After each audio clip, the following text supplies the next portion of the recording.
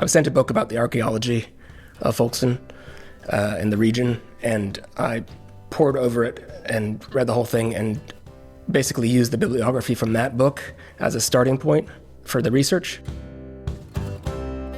And then I collected as best I could every single written source from the historical record that described Folkestone or mentioned it. So the basic idea was that I would collect all of the written sources I could and then map things that were mentioned in the earliest records. So I spent 2 months poring over these documents and also collecting maps. I collected all the earliest maps I could find.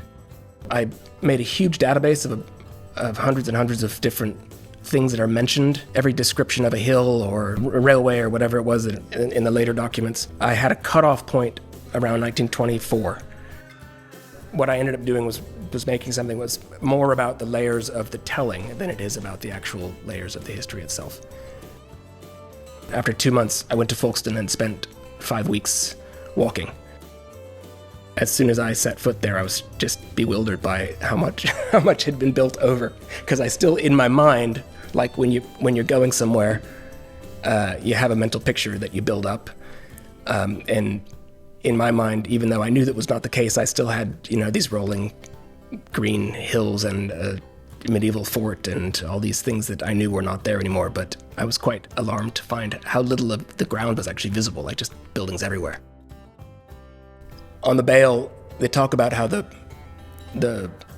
under the surface, just inches under the surface, it's just littered with bones. And every time they dig up anything, they're finding bones. And they mention how those coins and Roman bricks and things are found every day. This is, 18th century descriptions, but still, I kind of expected in a way, like I was hoping I would maybe come across some of these things.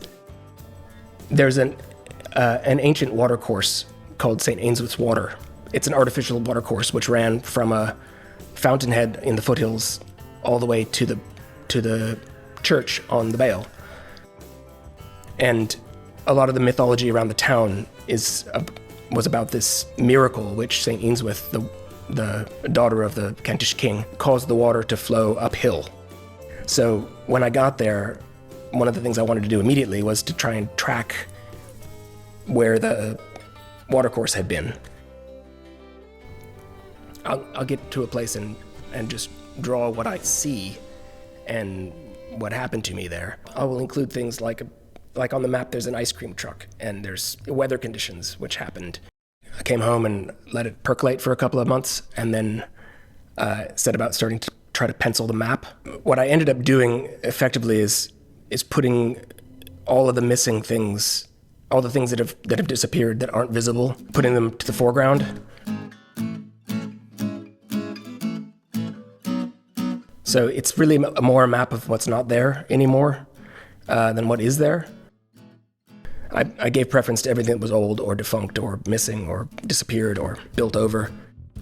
So the map ends up looking like it's a useful map, which it absolutely is not. But I wanted it placed and disguised as tourist information.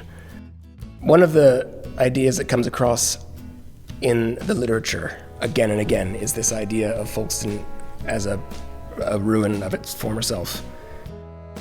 No matter how great Folkestone is at any given moment, there's always this longing for this other past, which is even better, or which is far better. But then it comes back, something else comes back, and everyone's like that, really. But Folkestone is a great example of a place that keeps coming back to life.